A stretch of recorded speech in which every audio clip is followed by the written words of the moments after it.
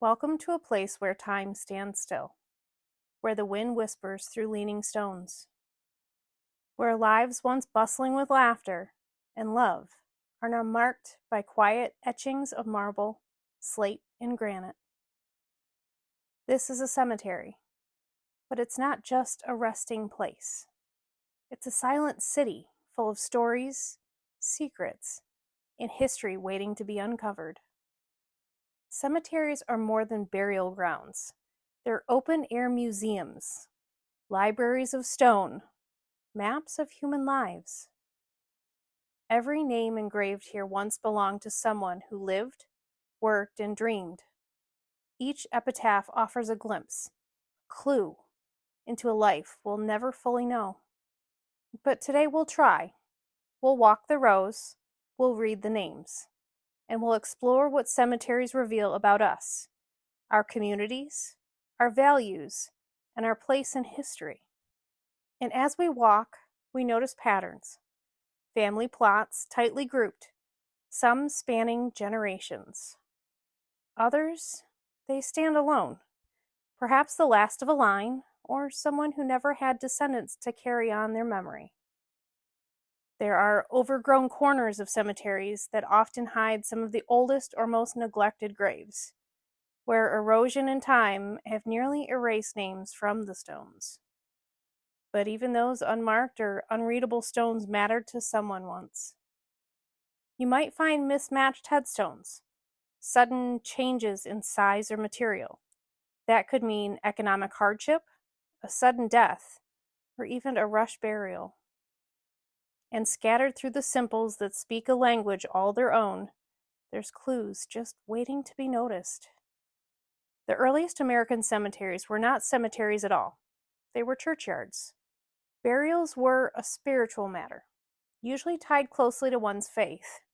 But as cities grew and populations swelled, the living needed space, and the dead, they were generally moved farther out. Thus was born the rural cemetery movement of the late 1800s. Serene, park-like landscapes like Mount Auburn in Massachusetts, Greenwood Bay in Brooklyn, and this cemetery, Brookside Cemetery in Watertown, New York. Strange? Maybe. But back then, death was not a taboo. It was a part of life.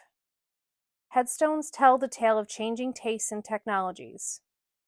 Colonial markers were often carved with winged skull, reminding of death. It came to everybody. Then came the weeping willows and urns of the Victorian era, softened symbols of mourning and remembrance.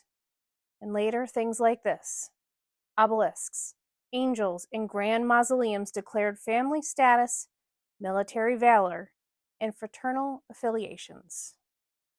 And today, flat bronze plaques and minimalist markers. Simplicity speaks volumes. The focus has shifted from legacy to modest remembrance. During the Gilded Age, elaborate mausoleums were not uncommon amongst the wealthy.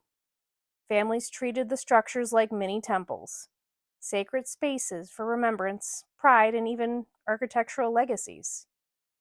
Meanwhile, working-class families often pooled resources for a single stone that bore multiple names. You can feel the contrast and the love of these modest memorials. Even today, new trends continue to emerge. QR codes on stones that link to biographies, solar-powered lights, some stones are made of glass or engraved with full-color photographs. It's a reminder that even in death, people want to be remembered in a way that feels true to their identity. Every cemetery holds more than just history. It holds mystery. The child who died in 1854 with no cause listed. The war veteran buried far from their birthplace. The husband and wife who died on the same day. What happened? Genealogists, historians, and people like us, amateur detectives, dig through records to answer those questions. And in doing so, we revive a forgotten name, even if only for a moment. Some stories are hidden in the tiniest detail: a nickname, a shared surname, a mention of a fraternal order or military rank, or a doctor like this one. Headstones for children might mention how long they lived in months, weeks, or even days, a reminder of the high child mortality rate in centuries past. Epidemics, wars, accidents, these all shaped the communities, and the evidence is here in these rows. In some cases, graves are unmarked entirely, especially for marginalized groups, the poor, or the enslaved. But modern efforts are changing that. Volunteers and historians are bringing those stories back to light, honoring the forgotten. Cemeteries also reflect culture. Black cemeteries segregated by law, Jewish cemeteries carefully preserving tradition, Native American burial mounds, many older than any modern city. They tell us what a society values and what it fears. Who was honored and who was ignored? Who was remembered and those that were erased? But there are people keeping those stories alive. Caretakers who trim the grass and reset the stones. Volunteers like me who clean away decades of dirt and moss.